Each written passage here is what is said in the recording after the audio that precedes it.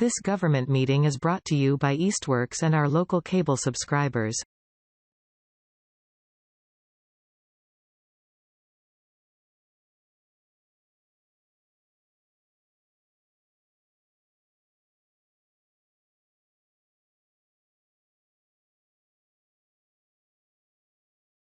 There you go. Call the meeting to order of EDIC for Tuesday, May 21st, 2024. I'll begin with the March meeting minutes. Thank you, Cassie, very much. I'm sorry that they were late. Don't be sorry. They were perfect. Any discussion, additions, deletions about the minutes? If not, I entertain a motion to approve the March minutes. So moved. Motion to approve. Okay, Dave. Mo, you want to go to a second? Is that okay? Yeah, second. Mo seconded. Okay, all in favor? Hi. Great. Thank you all very much. Planning department. Last I checked in, we do not have a planner. They're going back to the drawing board. I heard pardon? Did we have somebody? I believe we did, and then they decided to stay where they were. That's not great. And I heard No. a rumor today. I hope it's okay to talk in open meeting about rumors. I don't think so. Okay, I won't. Darn. Do we get a sense that maybe they stayed where they were because of like personal reasons or because we don't pay enough? Do we have a general sense of how well we pay for the area? Do not. I think I do not know that, Gwen. I just know that the person just. It wouldn't surprise me if they gave notice and then there was a counter made. Wouldn't surprise me. But I don't think there was any details shared. Cassie, we have a fallback. Are there other people? I think they're gonna repost, Dave. Yeah. They're gonna repost. That's the best thing to do. Repost it. See what happens.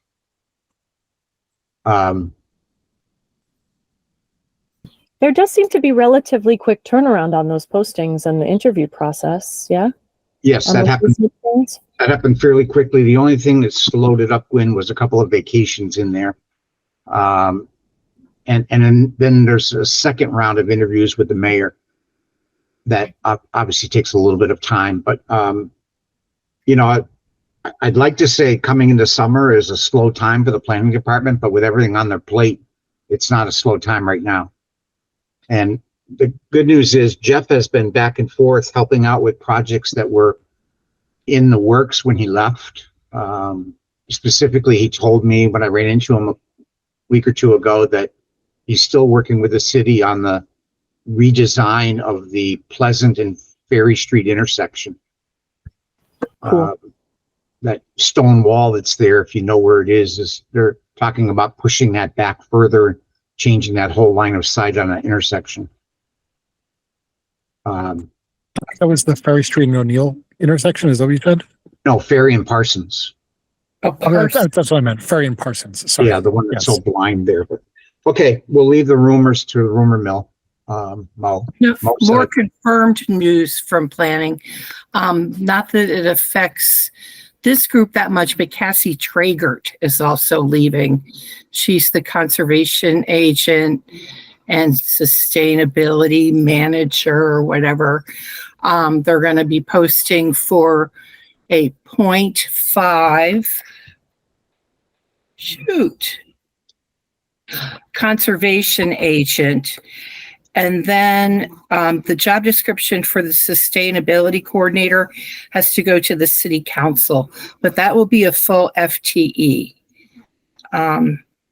Concern expressed that Jamie may be leaving. Okay, so on that front, Cassie just echoed the rumor that I heard today, said Jamie is leaving also. And I had heard that Cassie was talking about it. In my opinion, that's another huge loss for the city. I think she was very, very good at what she did. I dealt with her on a couple of private projects with the Conservation Commission, and she knew her stuff, number one. She had a fantastic personality with it. I think she is a loss for the city. So, needless to say, the planning department is in a huge state of flux right now. But we'll get through it. I wanted to speak for a moment about. Dave raised his hand. Sorry, Dave. Dave. I was just going to ask, do you know where the funding for these positions is coming from? Are these grant-funded positions? So my understanding is they're all city-funded positions. There might be some grant funding with it, Dave, but I'm pretty sure they're all on the city payroll. And Jeff, in his time here, did a great job of expanding that department so that there was more coverage than just a planner and assistant planner. So Dylan is there, who's an assistant planner. And I think maybe the arts comes under that division now. Pasqualina might come under that division now too.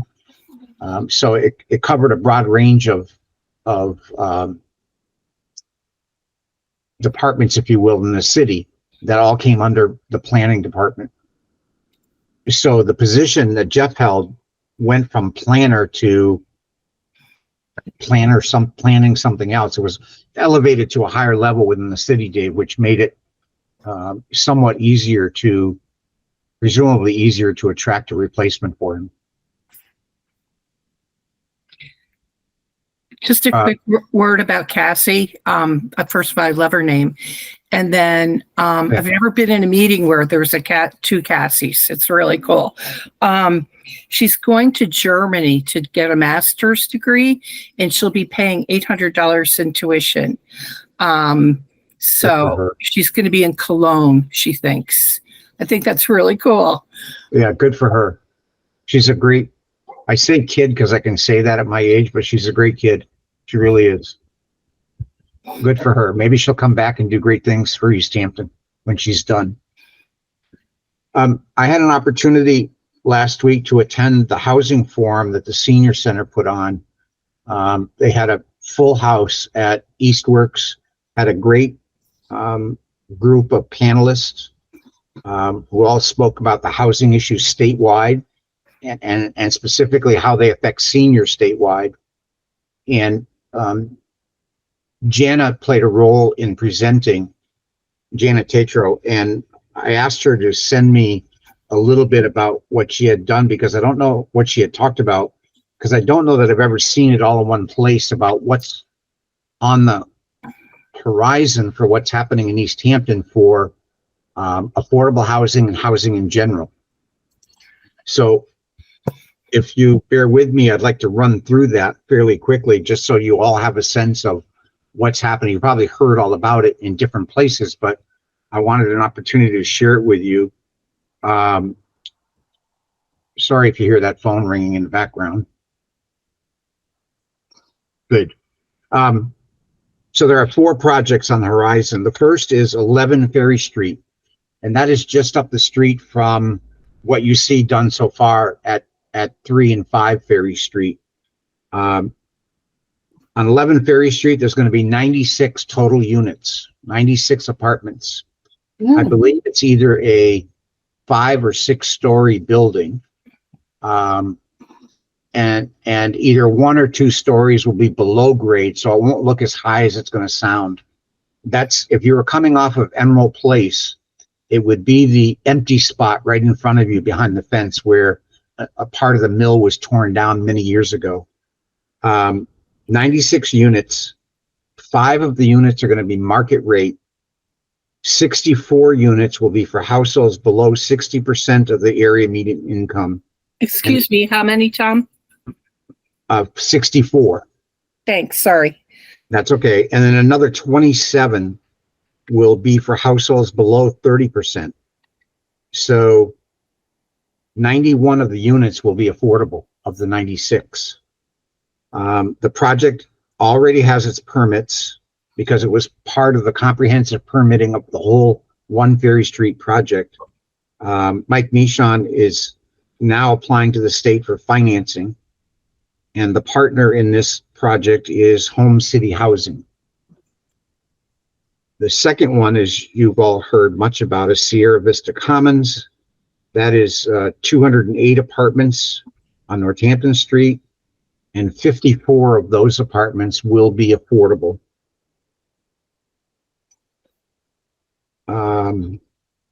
That's affordable and not subsidized, correct? Correct, affordable. Then there's the Maple Center Pepin project, which is still in the process of, I don't know what the process I would call, but that's going to be 61 units in all three buildings, and eight units will be market rate.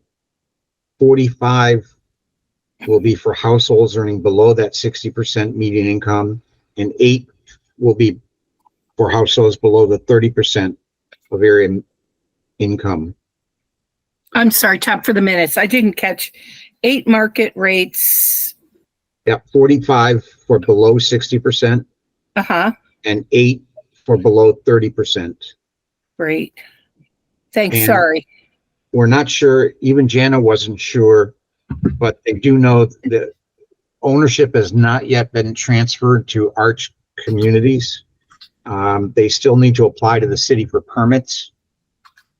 I had heard, I can't remember where, but I had heard that there might be some issues popping up with, I believe they had agreed to retain the gymnasium and maybe the auditorium for public use.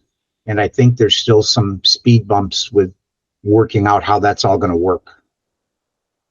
They're still worried about the logistics of like liability and stuff. Exactly. Yeah.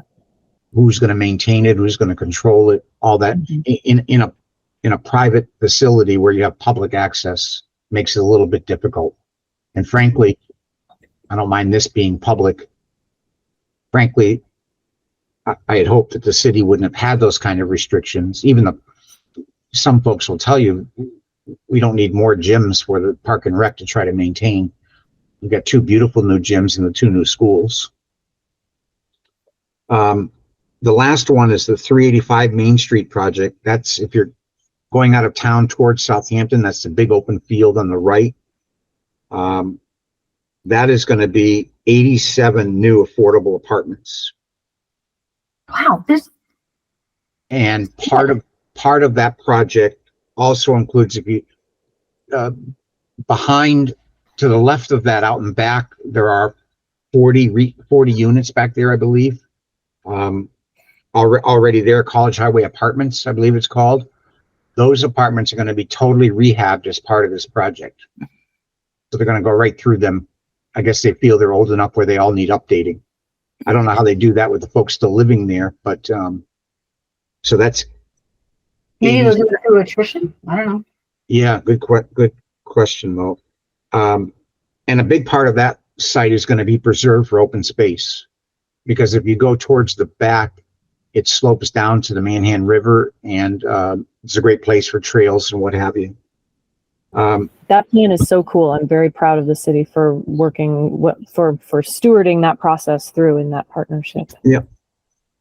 With that said, Gwen, though, the Main Street project does need, in Janice's terms, that it does need community support because they need to go for a zone change. So unlike Tasty Top stayed within the boundaries of the existing zoning. So they got to go right past the zoning board and go to planning. This project needs zoning approval, zoning change. I'm not sure exactly why. Some of that land might be zoned agriculture, I'm not sure. But for the residential units they want to put in there, they need a zone change. And Gwen, no, you're Gwen. Jana shared with me that if anyone's available, that Zoning Board of Appeals public hearing is on Wednesday, May 29th at 6 p.m. I'm not exactly sure where they meet. I know it's at 50 Payson. I'm just not sure if they meet upstairs in the big room or one of the smaller rooms, not sure. I'm going to try to attend that meeting, and I'll definitely say something in favor of that project. I don't know what, I'll make it up between now and then. Um, and even though it's a ways off, the other project that will need some community support will be the schools. And that one might be a little more, I hate to use the word controversial, but it may be a little more of that because they're all in residential neighborhoods with homes all around them. So there might be a lot more concern, if you will, or issues with the revamping of the 3 schools. David. Yeah, just a quick question for my own curiosity, but in terms of tax revenue generation for the city, which is more effective? Is it single family homes in that area, or would it be these development type things with rentals? Great question. I would have to believe that single family homes would generate more in taxes because they would be of greater value based on the real estate market today. But with that said, these units, I have to believe, all generate tax revenue. Well, and also too, the density, right? Right. So now there's more foot traffic coming through town and local dollars being spent and all that sort of stuff. Yep. No, I totally get that. I'm just waiting for people to argue that, like, hey, it'd be better for the city based on our current budget situations if we just sold more houses as opposed to creating more density, which brings in renters who essentially generate less income for the city but use more services.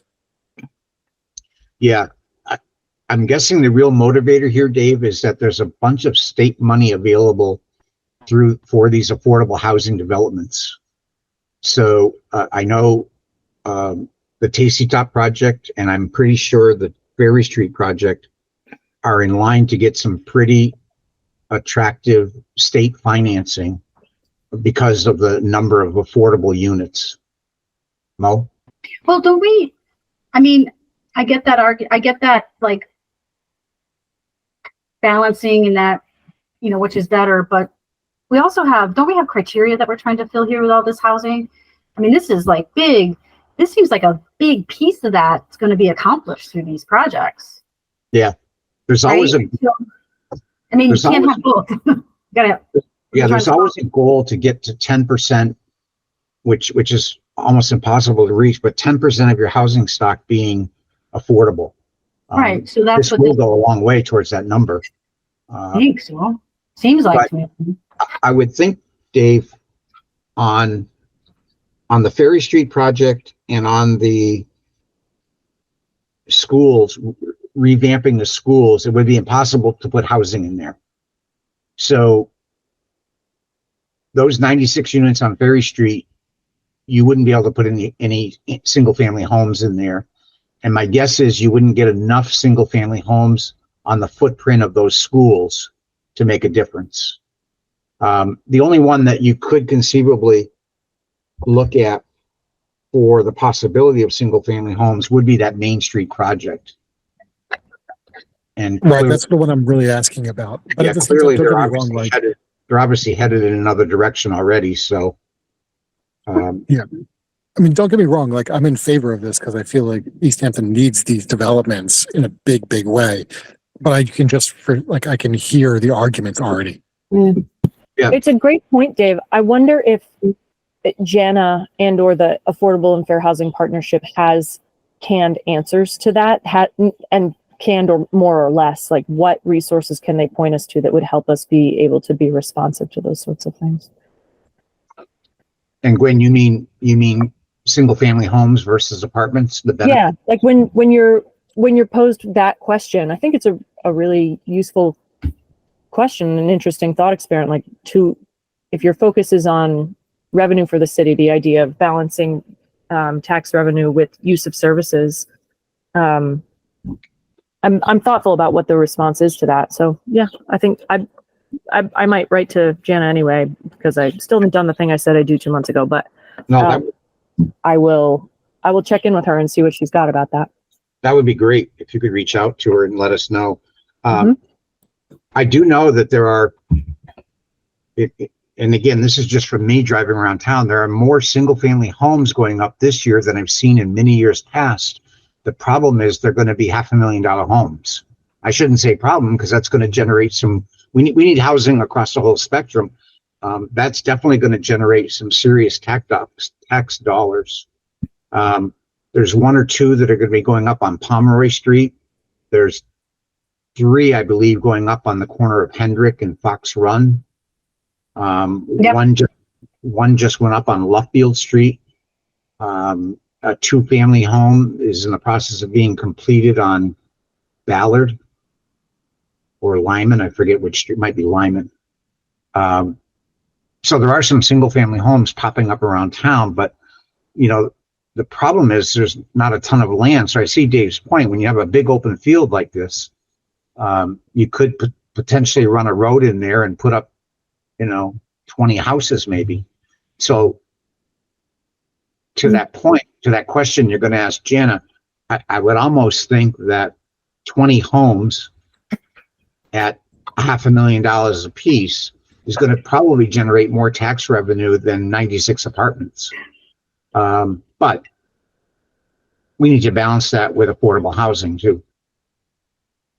And I think that's what Jana's focused on. I think also in a city that has most recently had a big public controversy about preservation of open space versus affordable housing, the 385 Main Street project is a demonstration of a partnership with integrity that is focused on making both of those possible in an area and trying to I don't know, I'm not necessarily beautify, but preserve in the long term some of the historical agricultural land that field and its adjacent riverside area represents, while also making it possible for people to live there. That I think is admirable. Yeah, I would agree with you, Gwen. It's a good look for the city, and that having just come off a project that the city obviously supported, Sierra Vista Commons, where preservation apparently wasn't possible or done, and now the city is collaborating with another project that is going to do it. It shows that they can, we as a city can walk and chew gum, I guess. So, okay. So, I think, I don't remember what the number was about the schools reuse and how many apartments those would create, but the 3 other projects are 400 units on their own. Yeah, the schools was 65, I thought. Yeah. 61 units for the schools. So over 450 units. Yeah. That ain't nothing. No, and how many communities really actually get to do that? Also, right. That's really kind of unusual, isn't it? I think it is. I think it's a great look for the city. Some of the state folks that were on this panel were pretty impressed seeing what Easthampton's doing in that regard. Well, keep in mind, though, we won't wake up tomorrow and see these units. Some of these are, a 5 to 10 year build out. You wouldn't put up 96 units overnight. I think that's good, actually, because it gives us all an opportunity to adjust, businesses to adjust. Yep. All of that. I think that's thoughtful. And I think to Dave's point about services and being able to handle those services, I think that along that point, Mo, it gives time for the city to be able to absorb those additional additional needs. So it's not going to be like 400 families moved into Easthampton next week, So under the heading of stuff that's not on the agenda, before I get to you, Cassie, Mo, I don't know if you can give us an update about the hub on Union. Oh my God. So construction is starting to wrap up. Details and punch lists are happening. Furniture is being delivered. Kinks are getting worked out. And I'm just tickled to death. We do have, I don't know if I can say this here though, but we've just launched a public campaign to help us bring it over the finish line. So if anybody, any business or citizen would like to be a part of something larger for our economic development and growth and all that sort of stuff, you can do so. You can contribute and make a gift on the Chamber's website. Just go to the Work Hub on Unions page, and we thank you in advance for considering. And I'm just tickled to death. We also have just graduated our first cohort of 6 entrepreneurs through Co-Starters. Yeah, man. And it was wonderful and really strong, viable folks. So I'm really thrilled. And 2 of which are have been in existence for a little while. So they have an even more stronger foundation on which to grow and flourish. And I'm just tickled. So we are now taking applications for our second cohort, which starts in September, the second week in September. But if you go to the website, go to the Co-Starters page, and we have all of that information there, and you can fill out those in the world who are interested in applying for the program. Please do so. We are accepting applications right now. Cassie? I was just curious, and I don't know if you can share, what kind of businesses are these people trying to launch? Oh, there's some restaurant sort of things. I really need to talk with these women. It was an all women class too, by the way, which is really exciting. But I want to make sure that I chat with them before I start giving out all kinds of information and that they're comfortable. But yeah, there's a lot of different things. There's a person who is doing who's a chef who is that is not part of her business, but her business is designing chef wear for women, because chef wear right now is predominant, is all men. It's men's clothing. So she's working on that. Fiber mill, there's Alchemy Fiber Mill, which is already in existence. She's in the one of the mills over here on Pleasant Street. Another vegan restaurant, a toy store. Yeah. Fun. Thanks. Yeah, man. So Mo, that cohort, the folks coming out of that who are potentially starting up these new businesses, that's separate from the hub, I assume. Yeah, so you have to think about it that, that there's the Chamber of Commerce, right? And then the Chamber of Commerce has all of these different programs. So I would say like the Women's Conference is a program, and our professional development there's programming. And then the Work Hub is a program underneath that, and Co-Starters is a program under that. Does that make sense? Yeah. And if I read the article correctly, you got some good press on it, by the way. You can house up to 18 at the hub, 18 individuals. Good. Yes. So in the fall, we will be having a grand opening, and we would love to see you there, because the transformation is miraculous, I might say. Great. Good. You already know when it is. Should we put it on our calendars?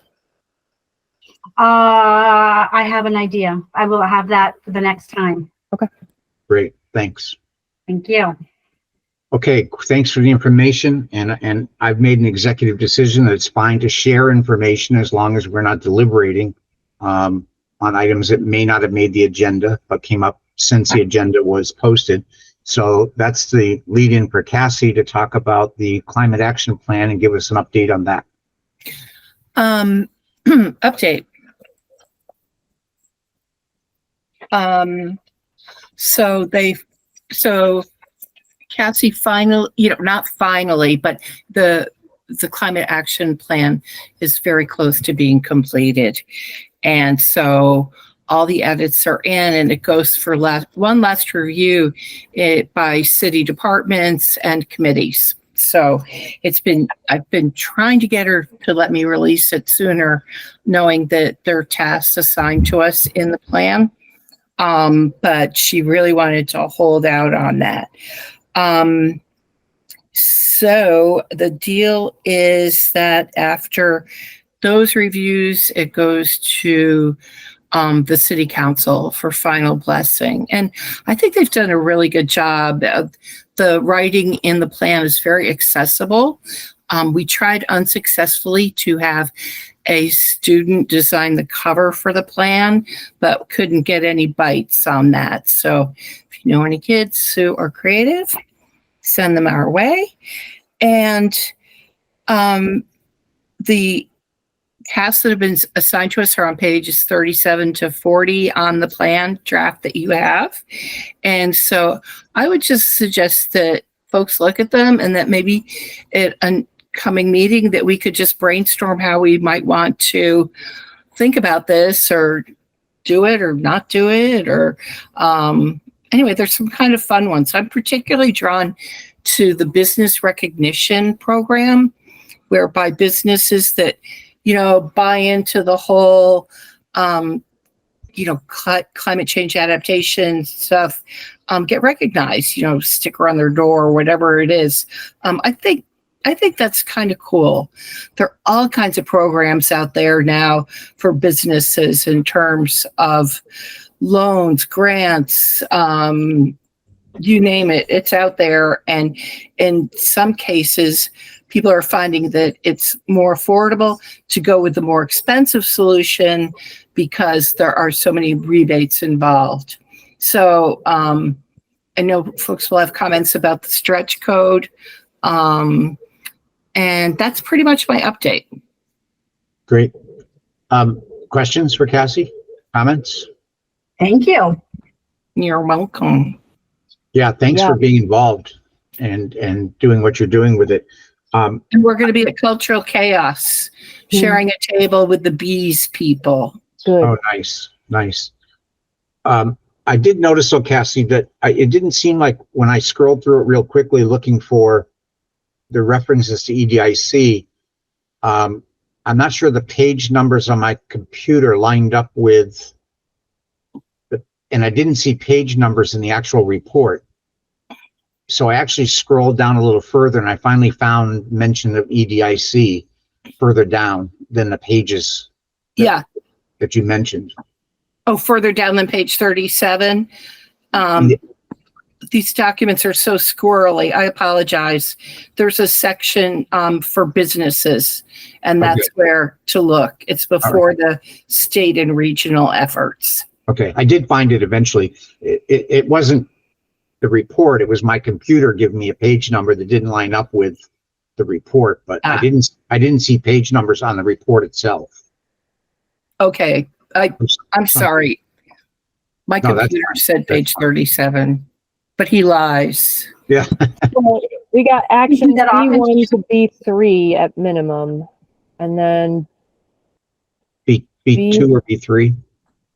B1 through B3, I think, include us. And we're also on B6. Yeah. So that's cool. I look forward to reading them. All I did was scan for EDIC. Oh, if you all want to just sort of take a quick look at the whole thing or through those parts, I think it was only 65 pages long.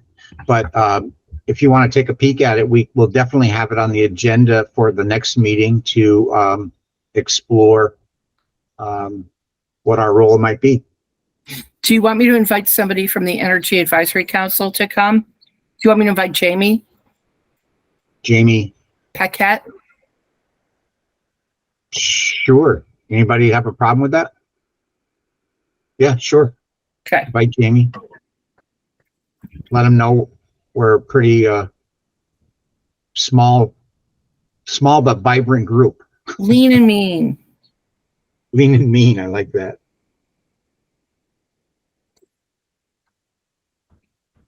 Anything else?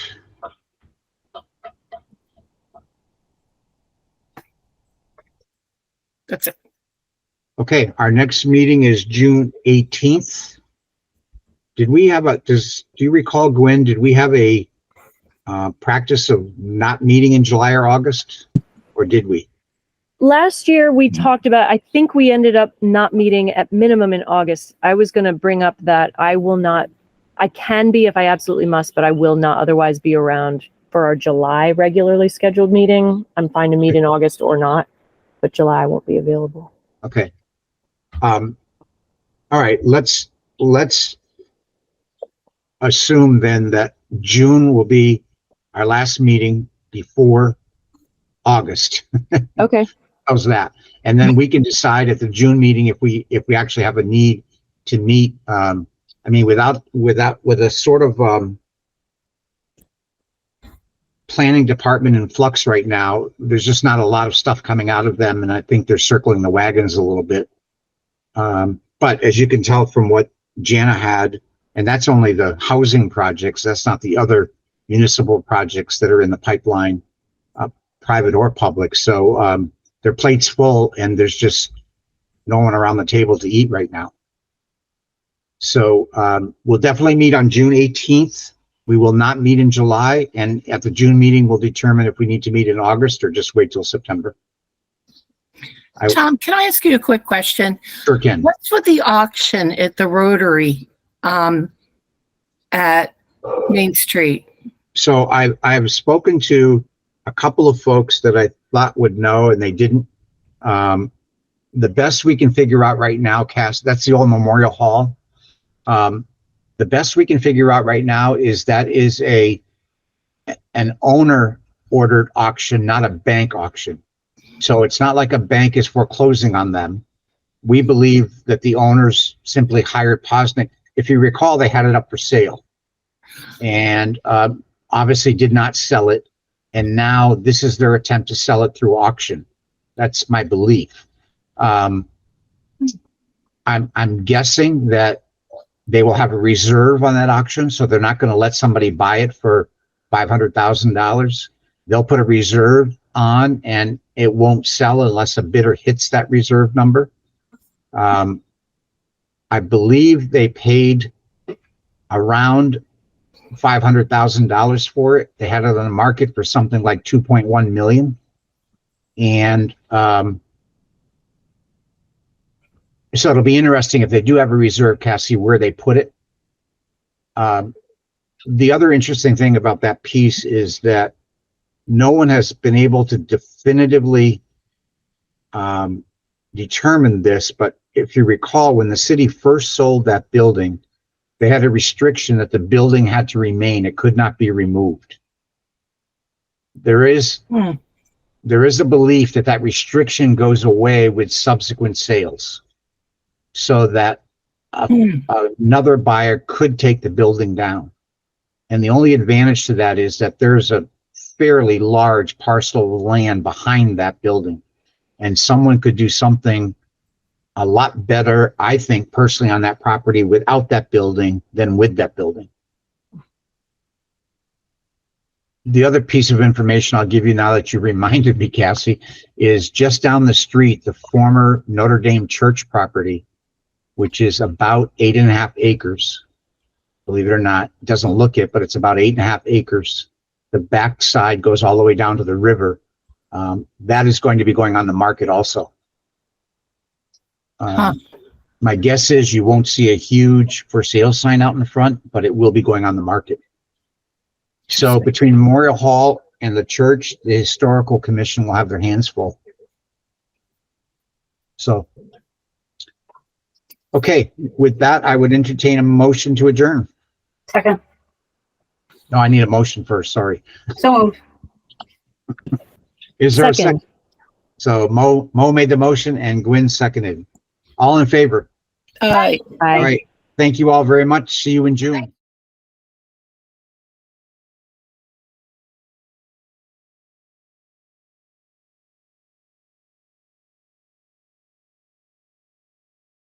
This government meeting is brought to you by Eastworks and our local cable subscribers.